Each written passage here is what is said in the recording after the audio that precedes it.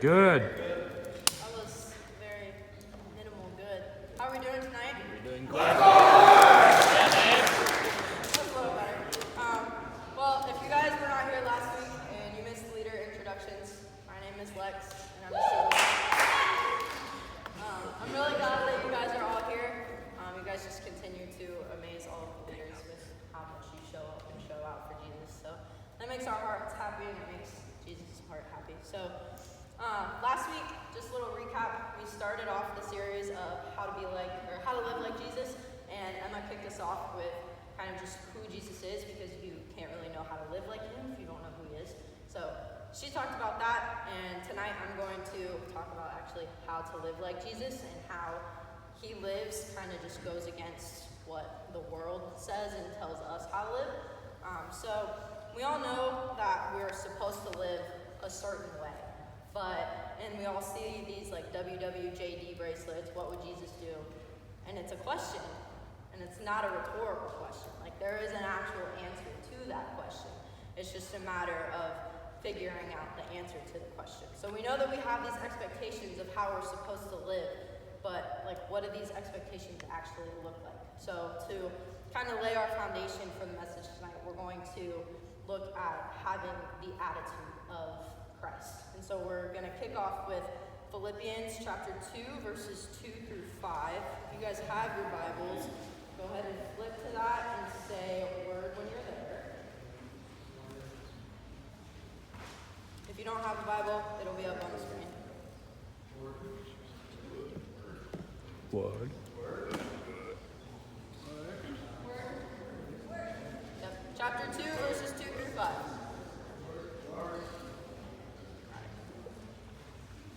Good? Alright, we're going to start reading. So the title of this section is Have the Attitude of Christ, which is kind of why I chose this section. So chapter 2, verses 2 through 5, it says, "Then make me truly happy by agreeing wholeheartedly with each other, loving one another, and working together with one mind and purpose. Don't be selfish. Don't try to impress others. Be humble, thinking of others as better than yourselves. Don't look out only for your own interests, but take an interest in others too. You must have the same attitude that Christ Jesus had." So these couple of verses kind of lay the foundation for the subtopics that we're going to talk about tonight.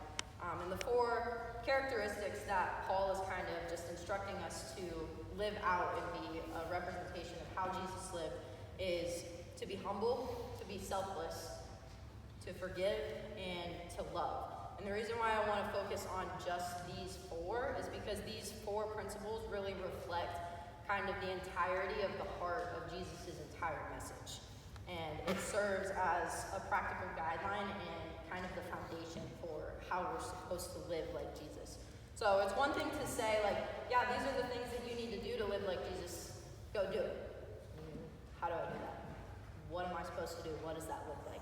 So the rest of this message is kind of just going to be pulling examples as to like how Jesus lives these certain characteristics out, and then how the world kind of contradicts what Jesus says and what we kind of expect to see kind of attack back at us when we act the way that Jesus does. So the first one that I want to touch on is Jesus' humility, and kind of the opposite of humility is pride. So we're going to look at what the world says about pride. So you don't have to flip any further, just look a couple verses down. We're going to be in Philippians chapter 2, verses 6 through 8. I assume that you guys are all there already. Okay. It says, "Though he was God, he did not think of equality with God as something to cling to. Instead, he gave up his divine privileges. He took the humble position of a slave and was born as a human being. When he appeared in human form, he humbled himself in obedience to God and died a criminal's death on the cross."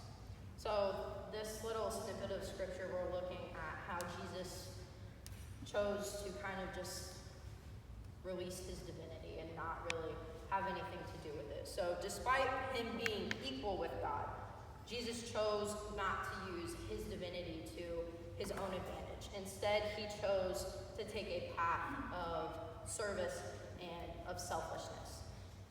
So choosing to take on the nature of a servant is the ultimate act of just being a very radical departure of his authority and his glory that's associated with his divinity. Like, if you have all of this power over the entire universe, why are you going to want to step down and become a servant to other people?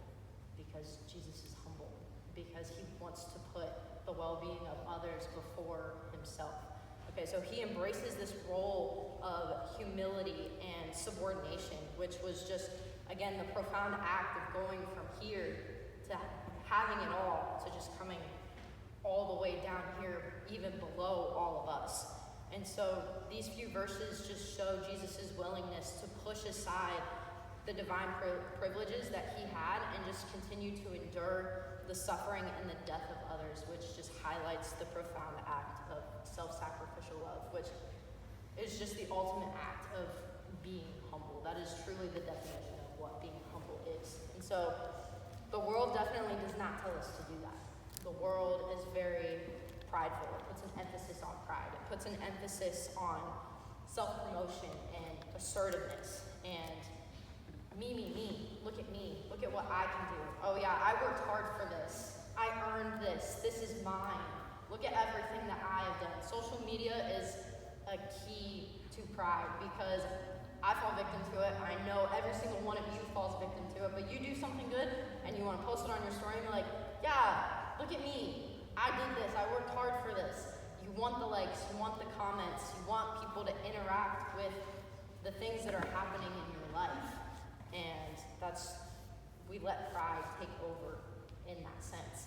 And we frequently measure success by the amount of status, the amount of power, and the amount of personal achievements that we have. We determine the quality of our life by where we are on the totem pole. Are you CEO or are you a janitor? If you're a janitor, you're like, dang, my life really sucks. And if you're a CEO, big guy on campus, look at me, look at all the hard work that I did. Just full of pride, and you're working hard for the wrong reasons. You're working hard not because you have a passion for it, but because you want all of the attention to be on you. It's all about you. And that's just the complete opposite of what we see in Jesus, because when it becomes all about you, we kind of just push everybody else to the wayside. We don't care about what our friends or what our families are going through. We don't care what their needs are. It's all about me. It's all about what I need. It's all about who can help me, who can serve me. All about the pride that is in your heart, all about me. And again, that's just the opposite of what we see Jesus telling us to do. Jesus stepped down from up here to down here to serve us, where the world tells us to step up from the bottom to the top to dominate over others. And that's just not what Jesus is telling us to do. And so our second characteristic that we're going to look at is Jesus' selflessness and how it contradicts with the world's self-centeredness. So the verse that we have for that one is John 15:13. You guys can flip there, say a word when you're ready.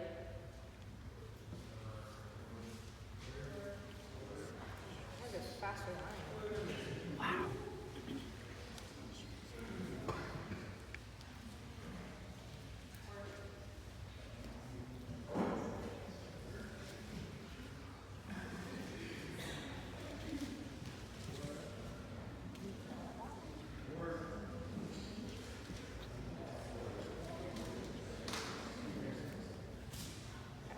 This verse says, there is no greater love than to lay down one's life for others. So the act of laying down your own life for somebody else is just the ultimate demonstration of love that Jesus describes in this verse. And Jesus is intentional when he uses the word friend, because when you use the word friend, you think of people that you care about, people that you're close with, people that you would really kind of just go the extra mile for. And so using the word friend, he emphasizes the kind of love that is not, the kind of love and sacrifice that is not just a general act of benevolence, just not your like everyday good deed. Yeah, I held the door for somebody. I was being nice. I was being selfless. Not that, but is deeply personal and relational and has a true intention behind it.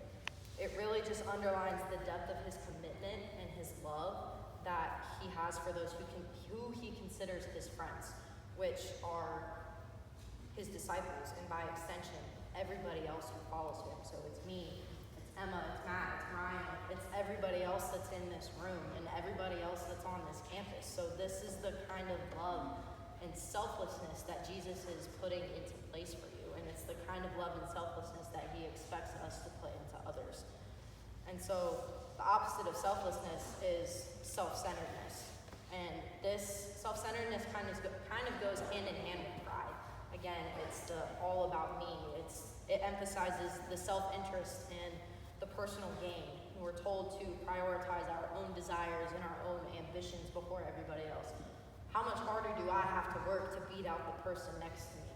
How much harder do I have to work to get there, to get to that level without any regard to where my other people are at? They may be at the bottom and I may be all the way at the top. I'm just standing at the top tall and proud like, oh yeah, look at me, when I could be reaching a hand down to bring the other people up. But no, you're being selfish. You're worrying about how you got there, what you did to get there, what you're doing to stay there, and you're not worrying about anybody else. So we're putting our own desires and ambitions in front of everybody else's need. And again, this is the complete opposite of what Jesus is telling us to do. And I know that this verse that we're looking at says that he laid down his life for his friends.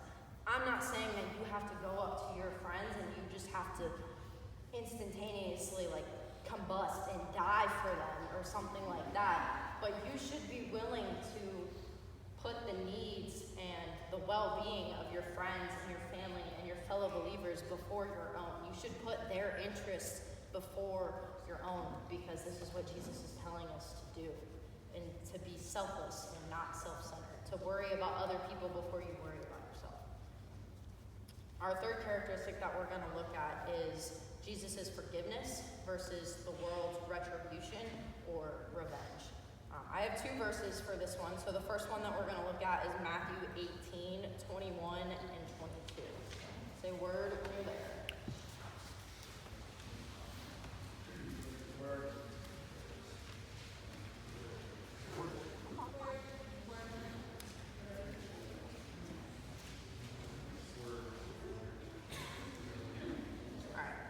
Matthew 18, 21 through 22. Then Peter came to him and asked, Lord, how often should I forgive someone who sins against me? 7 times? No, not 7 times, Jesus replied, but 70 times 7. So in these two verses, we see that Peter is asking a question of how many times he is supposed to forgive somebody who has done him wrong. And in Jewish tradition, which is what Peter is, he's Jewish, 3 times, forgiving somebody 3 times is considered well enough. Like, yeah, you did your part, you forgave more than what you should have, you're good. But Peter knows that Jesus expects a little bit more out of him, so he goes a little bit further and he says, okay, how about 7 times? How about if I forgive them 7 times? Surely that has to be enough. And if you guys didn't know, 7 in the Bible, 7 represents completion. So Peter is saying, I'm doing this to the fullness of what you can expect me to do. And Jesus says, that's not enough. 70 times 7. I want you to go past what you think is complete. I want you to go past the limits that you have set in your head of how many times you think is acceptable to forgive people. He wants you to go above and beyond. Jesus uses 70 times 7 as a symbol because it's not literally 490 times. It's just to emphasize the fact that there should be no limit on the amount of times that we're able to forgive people. We should be able to give boundless forgiveness, continuous forgiveness, not keeping track of how many times somebody has done us wrong and how many times we should forgive them for what they did wrong. It should just be a continuous cycle. We should never be holding grudges or keeping track of how many times they've done us wrong. Through this, we are encouraged to extend grace and mercy just like he did, which is why he uses the 70 times 7. Our second verse that we're going to look at for forgiveness is going to be Luke 23, verse 34.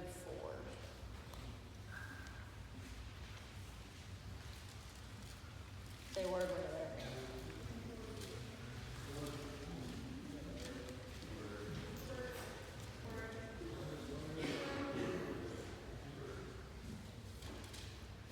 All right. Luke 23, verse 34. Jesus said, "Father, forgive them, for they don't know what they are doing." So for just a little bit of context, this second verse is in reference to Jesus' crucifixion. And as Jesus is being crucified, the words that he's using his last breaths on are prayers for us. Prayers for us to be forgiven. Not for his own well-being, but prayers for us to be forgiven, because that's just who he is. He wants us to be forgiven. He wants what he's doing to have a purpose for us. It has nothing to do with the pain that he's enduring. His only concern is our hearts and the posture that we're taking with this. And he's praying for the people, not just us and for those to come, but the people who are directly causing him harm. And that just goes beyond what my mind can even comprehend of being able to forgive. Because I know that when somebody harms me, I'm not quick to forgive. But Jesus is actively praying as he's literally about to die. And he's saying, Lord, forgive them. Like, that's just, I can't comprehend that. And so this act of forgiving his enemies at the moment of his greatest suffering just emphasizes the depth of his purity and his love and grace for us. Just this continuous love and grace that he continues to show us, which is what we need to be doing to an extent. Obviously, nobody's going to be able to show as much grace and mercy as Jesus is, but we sure as heck better try. And so the opposite of forgiveness is retribution or revenge. And I know that the world definitely doesn't put an emphasis on forgiveness. It's, get your get back. Make it even. They did you wrong, it's your turn to get back at them. And it favors retribution because there's some sort of justice that the world has associated with retribution. It's like this unnatural balance that we think can be restored by when somebody does us wrong, we do them one better. Like, I got one wrong, you got one wrong. But in reality, that's not really how it works. My one wrong and their one wrong does not cancel out. It just continues to dig a deeper and deeper hole. And you think that your heart is going to be whole again afterwards, but it's really not. It just continues to break your heart, and it continues to break the other person's heart. And there's really no balance restored. It's just continuing to create more chaos. And that's just not what Jesus wants for us. He doesn't want our hearts to be broken. Revenge is also seen as a way for somebody to regain their sense of power and their sense of control and boost their self-worth after being harmed. When I read that sentence, I think of me. Again, pride and selfishness. These are all the things that Jesus is telling us to avoid. And they're all interconnected. They all line up with each other. If you have one, you more than likely have the other. So you may not think that because you want revenge, you're being selfish or you're being prideful. But in reality, you are. And again, Jesus is speaking against that. Jesus is telling us to depart from the crowd, go against the grain. Do not be like that. So our last characteristic that we're going to touch on is Jesus' love versus the world's hostility. And again, I have two verses for this one. So our first one is going to be Matthew 5:44. Say word when you're there.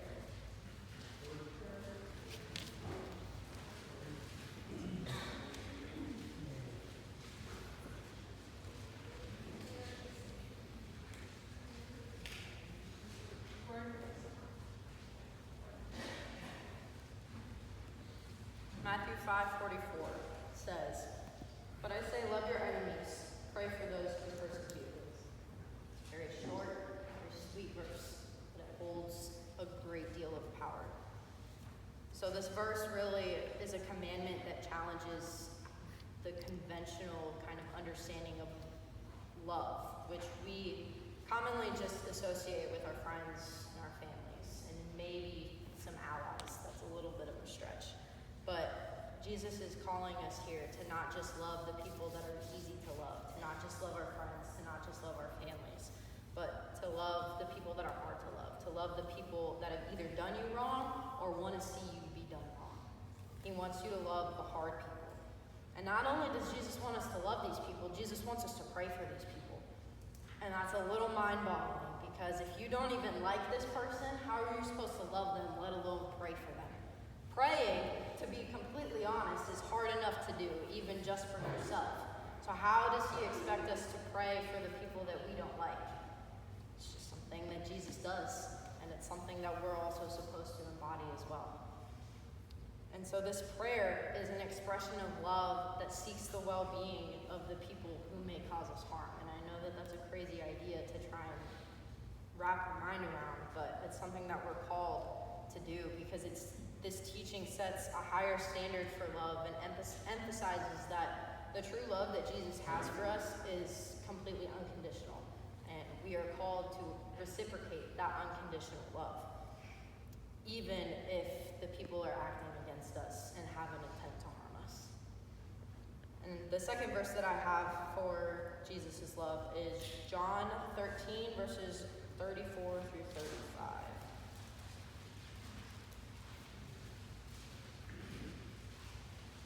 The word when you're there. All right. John 13, 34 through 35. So now I am giving you a new commandment. Love each other, just as I have loved you. You should love each other. Your love for one another will prove to the world that you are my disciples. So the second verse is also another standard of love that Jesus is kind of setting. Again, it's emphasizing that this love is without condition. We are called to love people with the same kind of love that he has loved us with. Jesus doesn't keep count of your wrongs. Jesus doesn't keep count of all of the mistakes that you've made against him, against other people. Doesn't keep count of what bad person you used to be or who you are now and are trying to change to be. He doesn't keep count of that. He loves you regardless, and that's what he's telling us, how to love other people. Jesus also indicates that by reciprocating this unconditional love, that we are giving ourselves a distinguishing mark that we are his, okay? We are his children. Speaking of our faith is one thing, but demonstrating it through acts of love is a complete another, and is more times than not the kind of action that resonates with people more. It's what draws people in, because we can talk all we want. Words don't mean anything unless your actions line up for it. So if you're talking about this unconditional love, you're supposed to be living out that unconditional love. Because if your words don't line up with your actions, then your words don't mean anything at all. And by being able to act out this unconditional love as well as speak it, it allows us to bear witness to the transformative power of Jesus' entire message. The Bible says that love is the greatest commandment. So if we are going to get one thing out of those four characteristics, it better be love. It better be love. And so the opposite of love is worldly hostility. And we don't like when people disagree with us or when people don't like us and do us wrong in any way, shape, or form. We don't like it. It doesn't sit well with us. Again, it's all about me. It's all about my feelings. I'm right, you're wrong. You don't talk to me like that. You don't get to treat me like that. I don't care how you feel about this situation. I only care about how I feel about this situation. I'm not gonna take a step back, and I'm not gonna listen to what you have to say, and I'm not gonna speak to you in a loving manner. I'm gonna yell at you, and I'm gonna get my point across because I only care what I have to say. That's not what Jesus wants us to do, okay? He doesn't want us to be adversaries. He doesn't want us to encourage this division amongst friends and families when we argue. He doesn't want us to judge one another. He doesn't want us to have animosity between each other. He just wants us to love each other. And I know that living like Jesus has many challenges that conventionally challenges the worldly values by encouraging us to live differently with the emphasis on the four characteristics that we talked about throughout this entire message, which is humility, selflessness, forgiveness, and love. And embracing the attitude of Christ, I know, contrasts sharply with the prevailing attitudes and behaviors in society. And so I want to leave you guys with one last verse, and it's Colossians 2:20.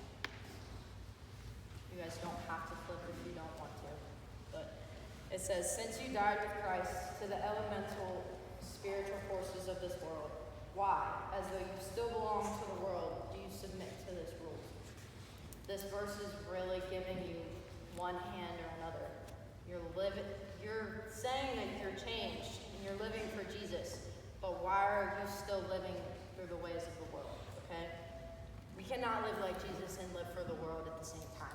So I want you guys to picture yourself in between two ladders. How many of you have seen this image or this sermon before? The two ladders trying to walk up them at the same time. I've seen it. That's fine. Okay, less than I thought, but I don't have the chairs up here right now. But so say you're standing in between two ladders, okay, and you're trying to walk up both of them at the same time. You can only walk up both of them for so long, okay?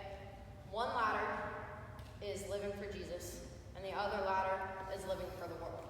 And like I just said, you can walk up both of them at the same time.